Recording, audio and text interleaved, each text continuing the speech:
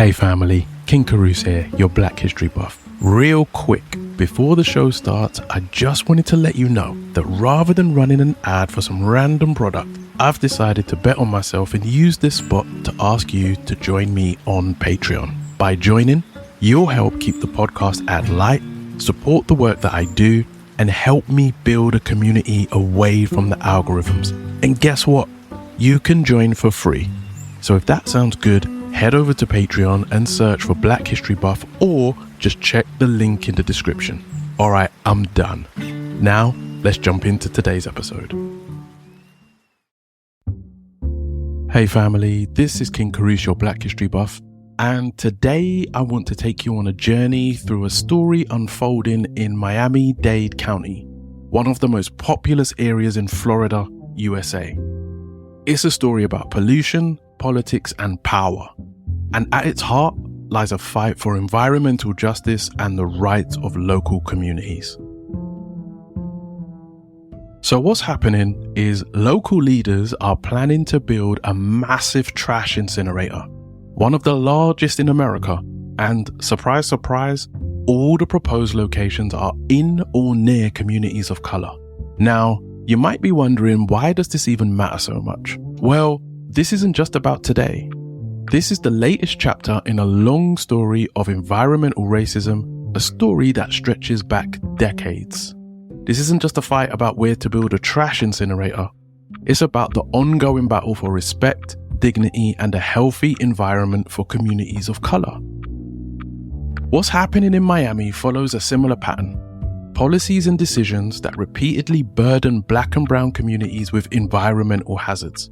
But history shows us something important. When communities stand up and fight back, we can create real change. Before we dig deeper into Miami's incinerator battle, let's take a step back. What exactly is environmental racism?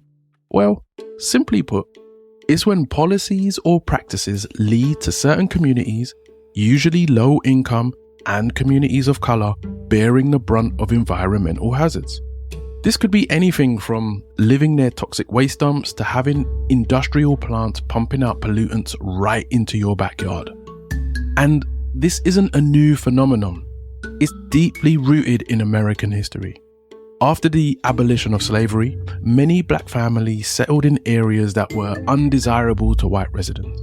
These areas often lacked infrastructure, were prone to flooding, or were close to industrial sites. Then came the 1930s and the era of redlining. Banks and the federal government denied loans to Black families or steered them into specific neighborhoods, which were often located near factories, waste dumps, and other hazardous sites. Fast forward to the 1980s, and we get one of the earliest and most significant cases of environmental racism in the United States: the protest in Warren County, North Carolina. So, Warren County was a rural, predominantly Black community when the state decided to dump toxic PCB-laced soil there. The residents fought back. They organized protests, marched, and even got arrested. And while they didn't stop the landfill from being built, they succeeded in sparking a national movement for environmental justice. That struggle led to the creation of key policies aimed at protecting vulnerable communities from environmental harm. We have another infamous example, which is Cancer Alley, a stretch of land along the Mississippi River with a high concentration of chemical plants. The region's predominantly Black population has long suffered from higher cancer rates due to toxic emissions. So now back to Miami-Dade. The county produces nearly twice the national average of garbage per person, and local leaders say they need a new way to manage all that waste. Their solution? A $1.5 billion incinerator capable of burning up to 4,000 tons of garbage a day. But there's a problem. All the proposed sites are either in or near communities where Black and Hispanic residents live. These are people who already face higher rates of pollution-related health issues like asthma and heart disease. At a September meeting in public, so many residents showed up to protest that the overflow crowd spilled into the atrium. One of these voices was Alicia Moltari, a longtime resident and leader with the Miami-Dade NAACP, and she called it for what it is: environmental and racial injustice. Meanwhile, Miami-Dade's mayor and commissioner say there's no perfect place to put the incinerator. They're trying to balance the need for waste management with the concerns of residents. But history tells us when push comes to shove, it's usually the communities of color that bear the cost. Hey family, I hope you're enjoying the episode so far. Yes, this is an ad, but it's an ad for me. I forgot to mention at the start of the episode that along with Patreon, I also have a newsletter that you can join for free. Isn't it refreshing to get an ad for free stuff for once? The newsletter is something I set up to keep in touch with like-minded people who don't love being glued to apps, but still want to keep up to date with what's going on through the good old written word. You know, like our ancestors did back in the 90s. You can find a link to join in the description. Okay, I'm out. Thanks for sticking around. I appreciate you, and please enjoy the rest of the show. So what's the bigger picture here? Florida isn't alone in this struggle.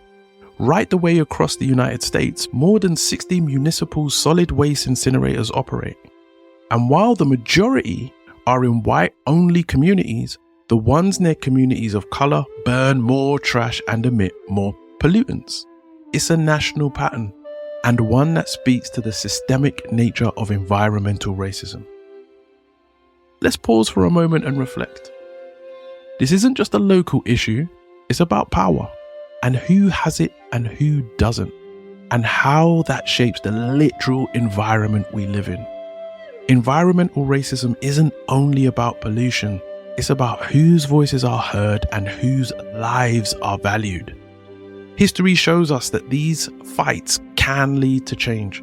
For example, in St. James Parish, Louisiana, a predominantly black community successfully halted the construction of a 1.25 billion plastics plant through grassroots activism led by the group Rise St. James. In Uniontown, Alabama, residents filed a civil rights complaint against coal ash dumping, drawing national attention to their plight. And while not all battles result in immediate victories, they show that persistent activism can lead to greater awareness and policy shifts. The question is, what will it take for Miami-Dade residents to get the same recognition and respect? So what can be done? Experts say there are better solutions than building more incinerators. Reducing waste through recycling, composting, repurposing can make a huge difference. And we need to start taking these things seriously because we have a planet literally drowning in trash. Investing in these alternatives could prevent the need for more polluting facilities, but it requires political will, and that's where public pressure comes in. Family, history teaches us that change doesn't come easy, but it is possible when people stand together. Whether it's marching in the streets of Warren County or protesting outside Miami's county offices, it's about pushing back when the systems fail to protect us. So what can we do?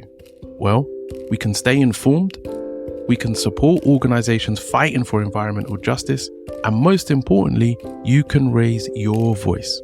Because when we stand together, we can demand a cleaner, healthier future for all of us.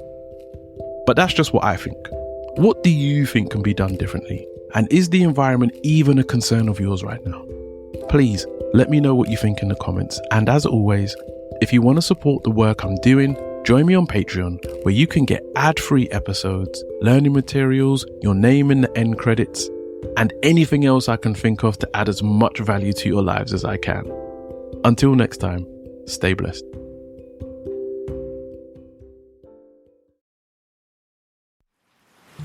Hey, you stay till the end credits like only the smartest of people do.